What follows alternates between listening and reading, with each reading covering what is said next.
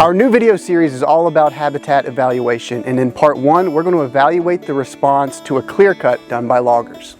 Mossy Oak Properties, where outdoorsmen find their favorite place. When you jump into the wildlife management game, if you will, you'll hear when we talk about, managing your woodlands is forest health. Yeah. And what is that? Well, there's many things that you can do to get your forest healthy. Selective cuts, thinnings, getting rid of your damaged trees, your unhealthy trees. But there's one aspect of getting your forest healthy again. It's not very popular, and people are uncomfortable. Right. When we talk about those uncomfortable feelings in wildlife management, that it is one of the best things in some circumstances that you can do for your forest. Absolutely. It's a tough pill to swallow, but what we're going to discuss in this video and what Eric is referring to is a clear cut. Because it is not a pretty sight while it's happening. No. It's not a pretty sight immediately after, so that's the tough part of the pill to swallow. Yeah. But in this video, we're going to evaluate the benefits of a 15-acre clear cut that's in its 3rd growing season here behind me. And I experienced those same feelings. We're on my property, and this was clear cut in the summer of 2020. And as it was happening, didn't look pretty. There's that feeling in the pit of your stomach, like, did I do the wrong thing? Because you can't put these trees back once they get cut down. But fast forward 3 years to now, and I wish I would have cut more, because behind us in this clear cut, there's so much life, so much plant diversity. The wildlife will obviously respond to that. So much biodiversity. We've doubled or tripled or quadrupled the native species in this 15-acre block now versus when it was just closed canopy, mature timber. So a clear cut, it's a tough pill to swallow as it's happening and immediately after, but in this video, hopefully, we're going to highlight some benefits that will make that pill easier for you to swallow, to encourage you to potentially implement this type of cutting on your property. Now, when it comes to wildlife management, there's 2 things that get me excited. Fire, love fire. And then obviously where we're standing in is the benefits of clear cutting. As Cody mentioned, that first part, before you deciding's one thing, and then seeing it happen. Right. Ooh, let's be real here. But when you see the results that we're gonna go over, man, now we all have to remember when it comes to clear cutting and managing the results of a clear cut, you gotta remember one thing. The number one goal of this woodland area is to become a forest again. Right. And that's the best part. We get to start from scratch and manipulate certain habitats, knowing the it is going to grow into a forest. Right. We can do all these micro ecosystems throughout and slow the process down. Yeah. If that doesn't get you excited, I don't know. Right. Absolutely. There's a couple parts to be excited about a clear cut. As you mentioned, the benefits for flora and fauna, the wildlife and the native plant response to a clear cut, it's the coolest part for me. Is to, as the clear cut's happening, as we mentioned, it's not pretty, but year 1, you're feeling good about it. Year 2, it makes another jump, and then by year 3, all of this green growth behind me, I couldn't have asked for a better response to the clear cut here. But as Eric mentioned, what's also cool is because we have a blank canvas now, we can really micromanage and manipulate this habitat how we best want to. It's a 15-acre clear cut, and we can burn 2 or 3 acre sections at a time. We can manage a section for old field. We can manage another section for oak or hickory regeneration. We can just let another section become forest again. It's a blank canvas, and there are endless options for how we can manage this moving forward. But right now, this is his 3rd growing season, and I drive by this all the time, and it always puts a smile on my face because I see so much wildlife value. I see cover that equals food that Eric and I talk about all the time.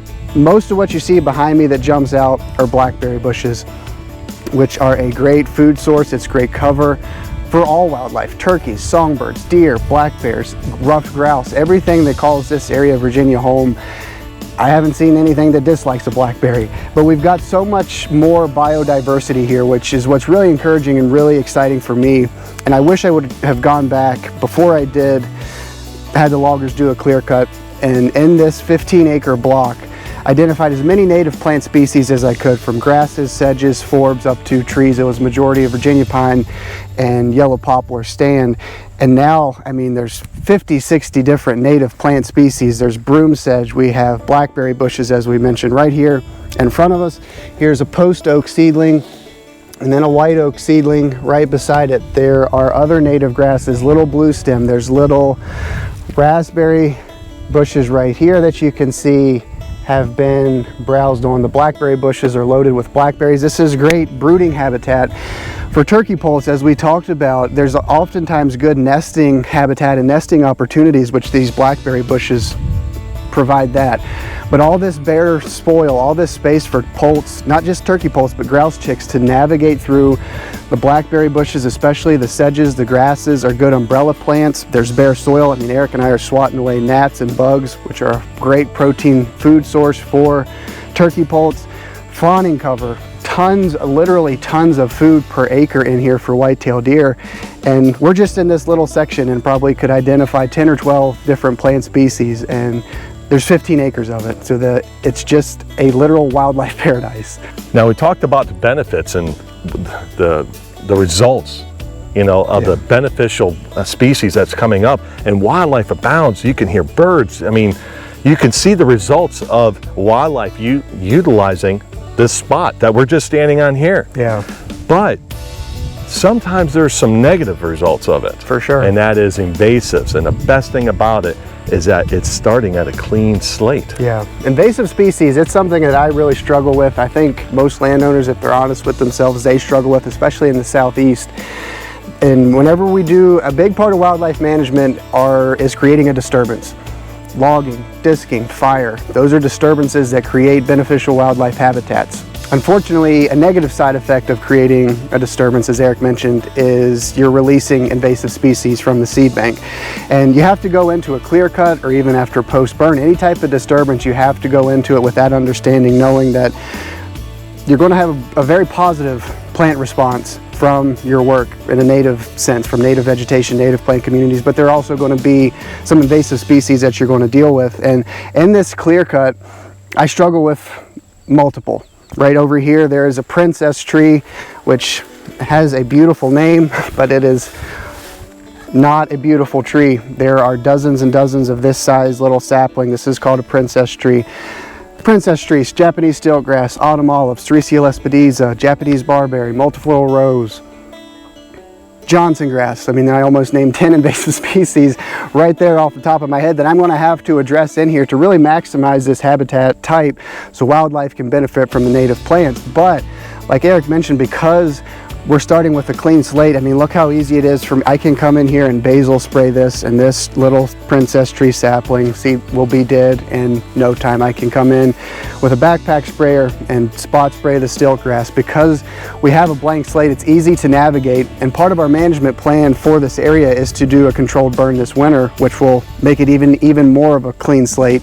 And the next spring and summer, I will easily be able to navigate through here with a sprayer and address these non-native invasive species and really give the native plants the resources they need to thrive, and as a result, the wildlife respond to it. But if possible, prior to a disturbance, whether it's a burn, especially in a clear cut, whenever you're going to remove trees or do some chainsaw work, try to get ahead of it if you can. I mean, you're never going to get, there's always going to be those invasive species that respond to the sunlight and the open area that you created as a result of your work. But if you can go into the area prior to the cutting and do the best you can with our autumn olive or multifloral rose, you're going to get ahead of the game. And it's never a battle that you'll win.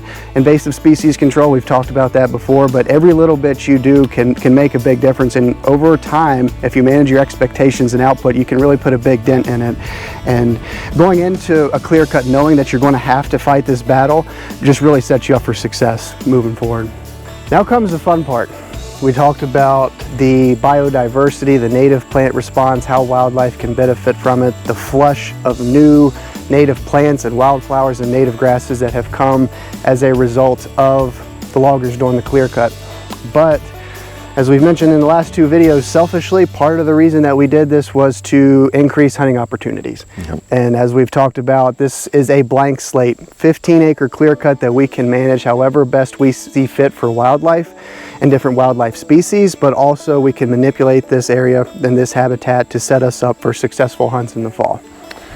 Yeah, it's so, I'm gonna try not to get all giddy, but this is, we define wildlife management as the art and science of manipulating habitats, and that's what this is. And Cody mentioned that this is a 15-acre clear cut. Now, a lot of us are not going to go in there and do a 15-acre clear cut, so you can use this concept on no matter what size your clear cutting is. But again, now we can start manipulating how we want this to succeed. Now, we have to remember the number one goal of this clear cut is to become a forest once again, and that is a good thing. But now we can go in there, hey, our wind is coming out of the east when in this thing, or it's coming out of the north or coming out of the west, and we can manipulate how we want food plots. We can manipulate how we want certain habitats or in and out of it. This is a blank slate. You have all the paint and you have the creativity to design this how you want. So what we do is, one thing that I like to do is walk around the clear cut and see what is growing. Hey, if it's all blackberry and those type of rubus species, we'll do X there. If we find that there's a lot of forbs or grasses, we're going to utilize that, and we're going to manipulate with fire, maybe chemical, with each situation. And we make it a mosaic type thing that it all flows and makes sense. Using fire, using chemical, going in there with even chainsaws, like once again, and creating the environment that you want based on what is actually growing. It is so exciting because Cody and I were talking about there's so much life. So again, you have the edge, you have the motivation to get this done, and none of this is very difficult whatsoever because it is at such a easy place to go with a backpack sprayer and spray invasives. We can go in there and do fire. It's very manageable to set back that wanting to grow into a forest. So we can create environments to get in and out once again. We can create areas. And I can't beat that, home enough. There's so much that we can do and so much that we can achieve.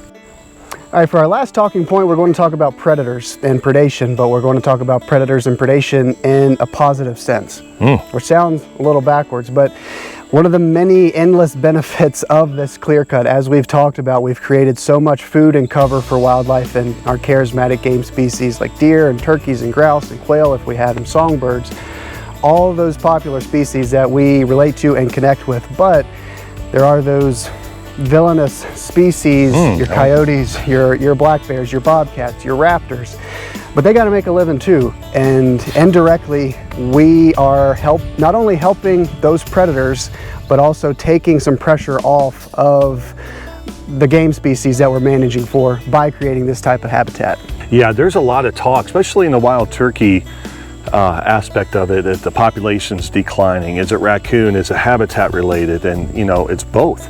But when you create an environment like this, you have to understand you are going to increase, because of the availability and amount of prey, you're going to have predators.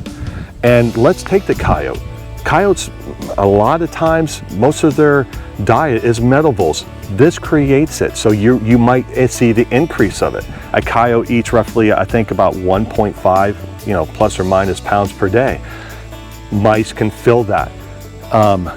Also, raptors, you're going to see more raptors, but providing a good quality habitat like this, grouse chicks, turkey poults, this is nothing but an umbrella. It's brooding habitat. They can get in and out quickly, fast. They can avoid those predators.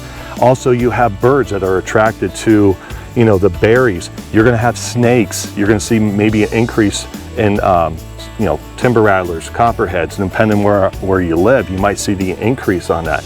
It's all things not to panic about. There's enough prey species out there that it's going to manage itself out. That's how it's supposed to be. Fawns. Yeah, you're going to see more fawns utilizing your clear cut for obviously quality fawning cover. But those coyotes, those bobcat, they're not saying that they're not going to rob one or two, but they're so busy filling up their belly on prey species that is a lot easier to catch. So predators are a bad thing and they're a good thing. They manage the populations just as much as we are. We are a predator. We fill that void as well that they are lacking. But when you produce good quality habitat, it all can balance itself out. That's exactly right. We talk about it many times before, but in wildlife management, we're not managing for singular species. We're not just managing for deer. We're not just managing for turkey. We're managing for entire ecosystems. And part of managing for entire ecosystems is, whether intentionally or not, those predators, they're going to benefit as well. And we may not be making decisions to benefit coyotes or black bears or bobcats or raptors or whatever the case may be, but our work that we're doing for the species that we're most interested in managing is going to bleed over and benefit the predators as well. So look at the big picture and remember that we're managing for ecosystems, and while the predators are going to benefit, may sound like a backward statement, in the long run it's actually a good thing. Well, after all that, I don't know about you, but I'm ready to hire a logger, cut some more trees again. Yeah, I'd say we just buy the equipment and do it ourselves. We'll just go around traveling, right? Yeah, no, it is, you can't emphasize this enough. I mean, when you see the results of this, it is time. It does take time. Like year 3, you'll start seeing the stuff. You have to be patient. Now, depending on where you live in the country, sometimes like in the Midwest, you start seeing the results that first year. In this type of environment, in this country, Virginia, the hill, mountain region, it does take a little time.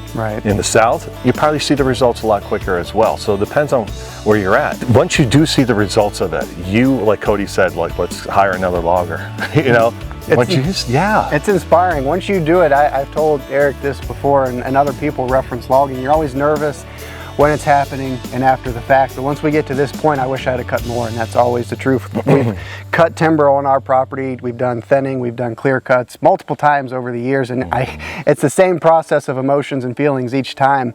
As it's happening, prior to, I'm sure as the world that we're doing the right thing. As it's happening and after the fact, there's that second guessing, and then we get to this point, I wish I'd have cut more. And once you see the plant response and how wildlife respond to that, you want to do more. You want to create more habitat for wildlife. And another thing that I think is important that we haven't talked about yet is you get paid to do this.